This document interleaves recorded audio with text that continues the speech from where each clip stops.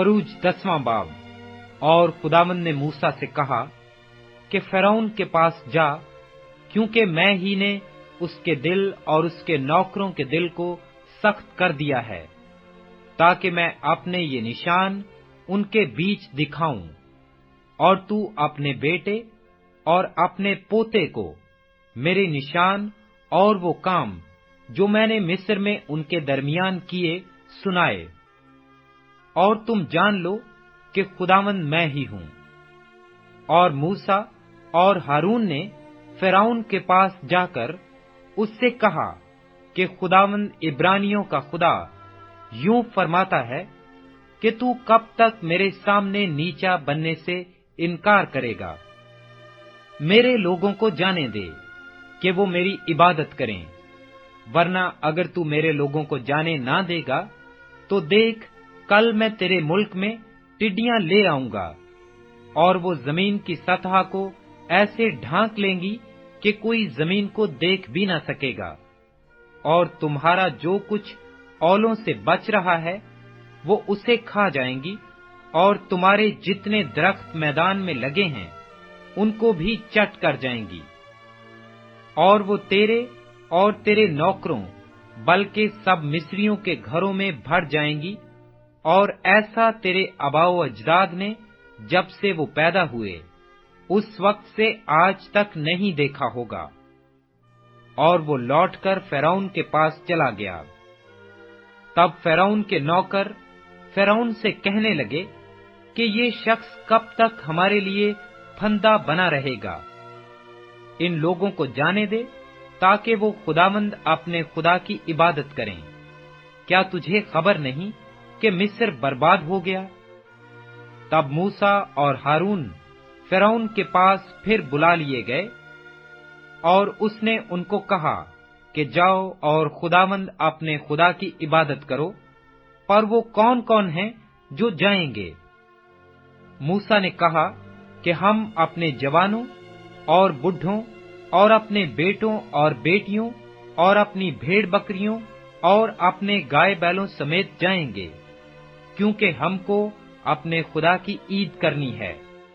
तब उसने उनको कहा कि खुदावंद ही तुम्हारे साथ रहे। मैं तो जरूर ही तुमको बच्चों समेत जाने दूंगा। खबरदार हो जाओ, इसमें तुम्हारी खराबी है। नहीं, ऐसा नहीं होने पाएगा। सो तुम मर्द ही मर्द जाकर खुदावंद की इबादत करो, क्योंकि तुम यही चाहते थे। और वो फ़िरौन के पास से निकाल दिए गए। तब खुदावंद ने मूसा से कहा कि मुल्के मिस्र पर अपना हाथ बढ़ा, ताकि टिड्डियां मुल्के मिस्र पर आएं, और हर किस्म की सब्जी को जो इस मुल्क में औलों से बच रही है चट कर जाएं। पस मूसा ने मुल्के मिस्र पर अपनी लाठी बढ़ाई, और खुदावंद ने उस सारे दिन और सारी रात पूर्वा आंधी चलाई, और सुबह होते होते पूर्वा आंधी टिड्डियां ले आई, और टिड्डियां सारे मुल्के मिस्र पर छा गईं, और वहीं मिस्र की हदूद में बसेरा किया। और उनका दिल ऐसा भारी था कि ना तो उनसे पहले ऐसी टिड्डियां कभी आईं, न उनके बाद फिर आएंगी, क्योंकि उन्होंने तमाम रुए जमीन को ढांक लिया, ऐसा कि मुल्क में अंधेरा हो गया। और उन्होंने उस मुल्क की एक एक सब्जी को और दरख्तों के मेवों को जो औलों से बच गए थे चट कर लिया, और मुल्के मिस्र में ना तो किसी दरख्त की न खेत की किसी सब्जी की हरियाली बाकी रही। तब फ़िरौन ने जल्द मूसा और हारून को बुलवा कर कहा कि मैं खुदावंद तुम्हारे खुदा का और तुम्हारा गुनहगार हूँ। सो फक्त इस बार मेरा गुनाह बख्शो, और खुदावंद अपने खुदा से शफात करो कि वो सिर्फ इस मौत को मुझसे दूर कर दे। सो उसने फ़िरौन के पास से निकलकर खुदावंद से शफात की, और खुदावंद ने पिछवा आंधी भेजी जो टिड्डियों को उड़ाकर ले गई, और उनको बहरे कुलज़म में डाल दिया, और मिस्र की हदूद में एक टिड्डी भी बाकी न रही। पर खुदावंद ने फिरौन के दिल को सख्त कर दिया और उसने बनी इस्राएल को जाने न दिया।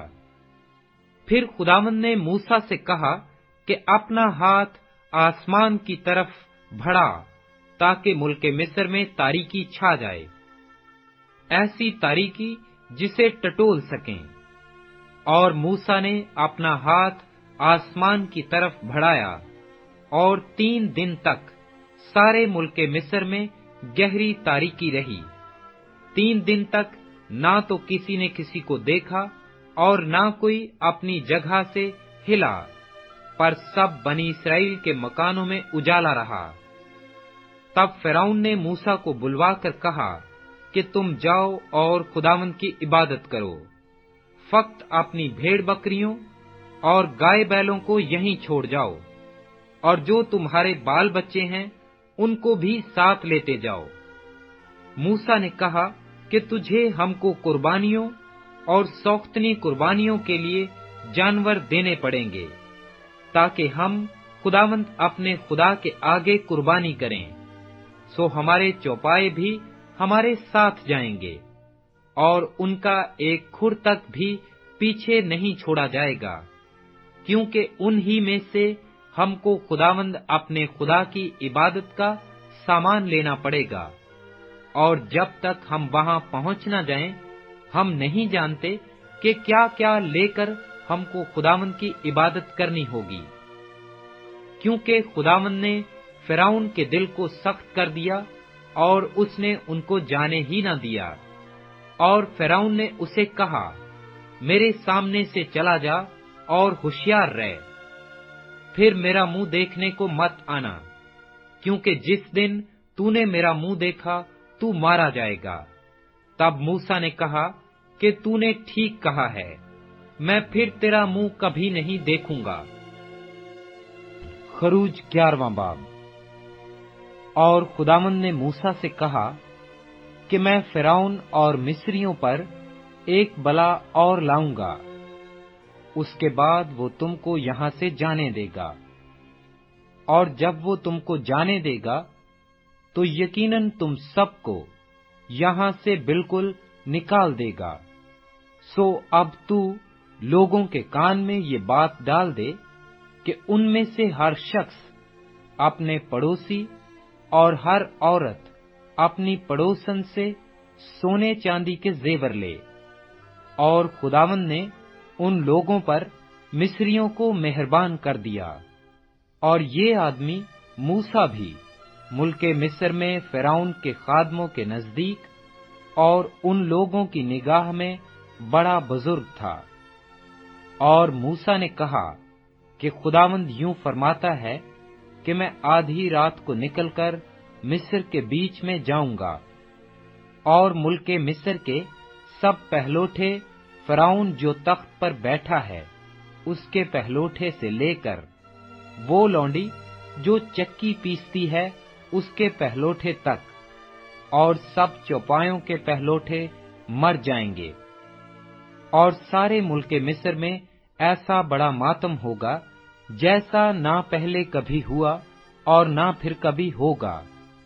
लेकिन इस्राएलियों में से किसी पर खा इंसान हो खा हैवान, एक कुत्ता भी नहीं भौंकेगा, ताकि तुम जान लो कि खुदावंद मिस्रियों और इस्राएलियों में कैसा फर्क करता है। और तेरे ये सब नौकर मेरे पास आकर मेरे आगे सरनगू होंगे और कहेंगे कि तू भी निकल और तेरे सब पैरों भी निकलें। इसके बाद मैं निकल जाऊंगा, ये कहकर कि वो बड़े तैश में फिरौन के पास से निकलकर चला गया। और खुदावंद ने मूसा से कहा कि फिरौन तुम्हारी इसी सबब से नहीं सुनेगा, ताकि अजाइब मुल्के मिस्र में बहुत ज्यादा हो जाएं। और मूसा और हारून ने ये करामात फिरौन को दिखाई। और खुदावंद ने फिरौन के दिल को सख्त कर दिया कि उसने अपने मुल्क से बनी इस्राएल को जाने न दिया। खरूज 12वां बाब। फिर खुदावंद ने मुल्के मिस्र में موسیٰ اور ہارون سے کہا کہ یہ مہینہ تمہارے لیے مہینوں کا شروع اور سال کا پہلا مہینہ ہو۔ پس اسرائیلیوں کی ساری جماعت سے یہ کہہ دو کہ اسی مہینے کے 10ویں دن ہر شخص اپنے آبائی خاندان کے مطابق گھر کے پیچھے ایک برہ لے، اور اگر کسی کے گھرانے میں برہ کو کھانے کے لیے آدمی کم ہوں تو وہ اور اس کا ہمسایہ جو اس کے گھر کے برابر رہتا ہو، دونوں مل کر نفری کے شمار کے موافق ایک برہ لے رکھیں۔ تم ہر ایک آدمی کے کھانے کی مقدار کے مطابق برہ کا حساب لگانا۔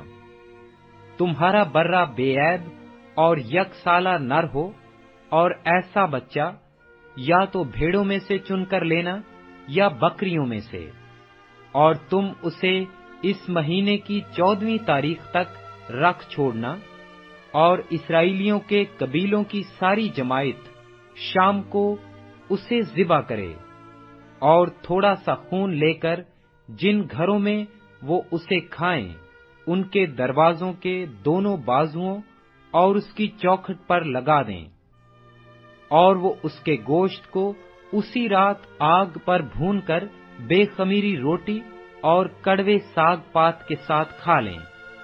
اسے کچا یا پانی میں ابال کر ہرگز نہ کھانا، بلکہ اس کو سر اور پائے اور اندرونی اعضاء سمیت آگ پر بھون کر کھانا، اور اس میں سے کچھ بھی صبح تک باقی نہ چھوڑنا، اور اگر کچھ اس میں سے صبح تک باقی رہ جائے تو اسے آگ میں جلا دینا، اور تم اسے اس طرح کھانا: اپنی کمر باندھے اور اپنی جوتیاں پاؤں میں پہنے اور اپنی لاٹھی ہاتھ میں لیے ہوئے۔ تم اسے جلدی جلدی کھانا، کیونکہ یہ فسح خداوند کی ہے، اس لیے کہ میں اس رات ملک مصر میں سے ہو کر گزروں گا، اور انسان اور حیوان کے سب پہلوٹوں کو جو ملک مصر میں ہیں ماروں گا، اور مصر کے سب دیوتاؤں کو بھی سزا دوں گا۔ میں خداوند ہوں۔ اور جن گھروں میں تم ہو ان پر وہ خون تمہاری طرف سے نشان ٹھہرے گا، اور میں اس خون کو دیکھ کر تم کو چھوڑتا جاؤں گا۔ اور جب میں مصریوں کو ماروں گا تو وبا تمہارے پاس پھٹکنے کی بھی نہیں کہ تم کو ہلاک کرے، اور وہ دن تمہارے لیے ایک یادگار ہوگا، اور تم اس کو خداوند کی عید کا دن سمجھ کر ماننا۔ تم اسے ہمیشہ کی رسم کر کے اس دن کو نسل در نسل عید کا دن ماننا۔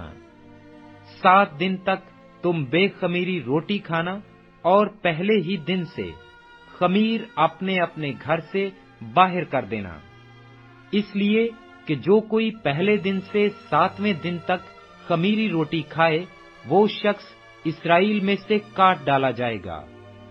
اور پہلے دن تمہارا مقدس مجمع ہو، اور 7ویں دن بھی مقدس مجمع ہو۔ ان دونوں دنوں میں کوئی کام نہ کیا جائے، سوا اس کھانے کے جسے ہر ایک آدمی کھائے، فقط یہی کیا جائے۔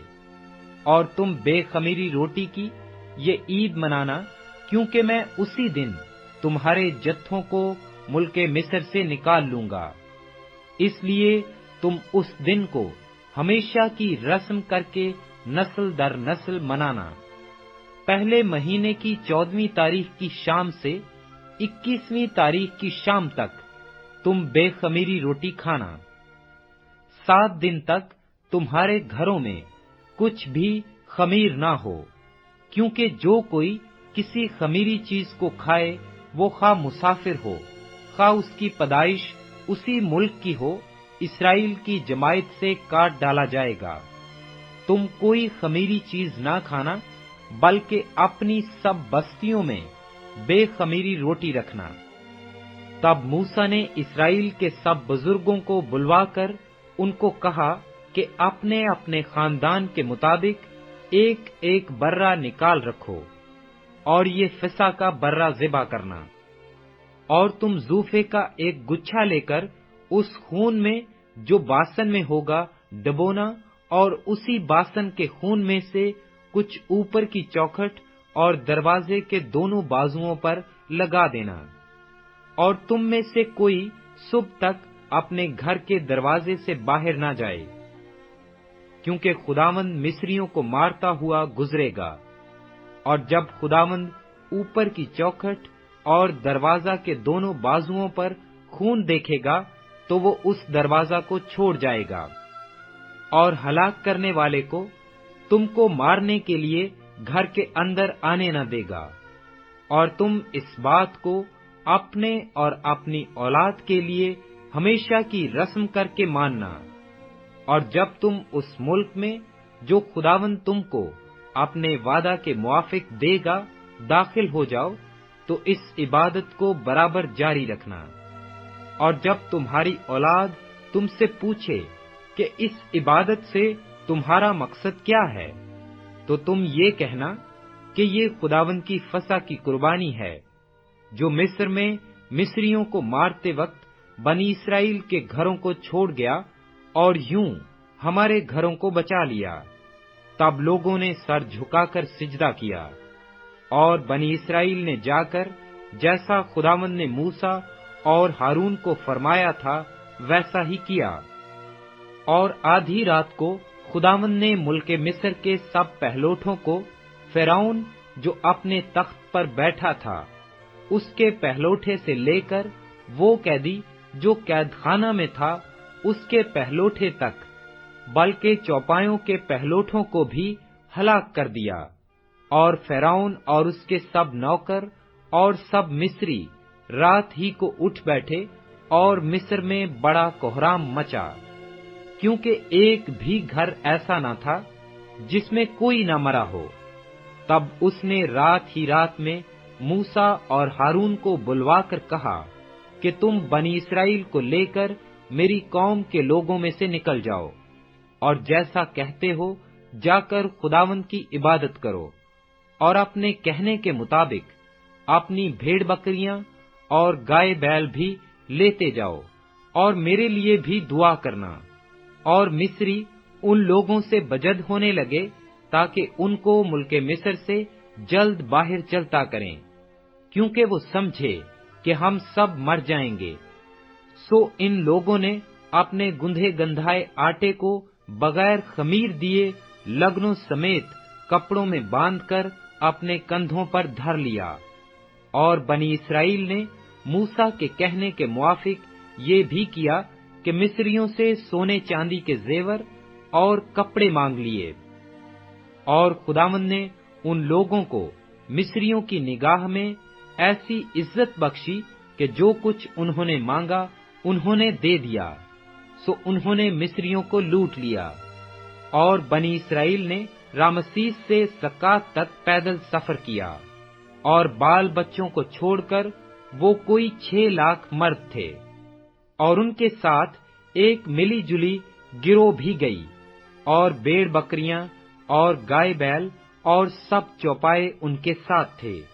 और उन्होंने उस गुंधे हुए आटे की जिसे वो मिस्र से लाए थे बेखमीरी रोटियां पकाईं, क्योंकि वो उसमें खमीर देने ना पाए थे, इसलिए कि वो मिस्र से ऐसे जबरन निकाल दिए गए कि वहां ठहर न सके और न कुछ खाना अपने लिए तैयार करने पाए।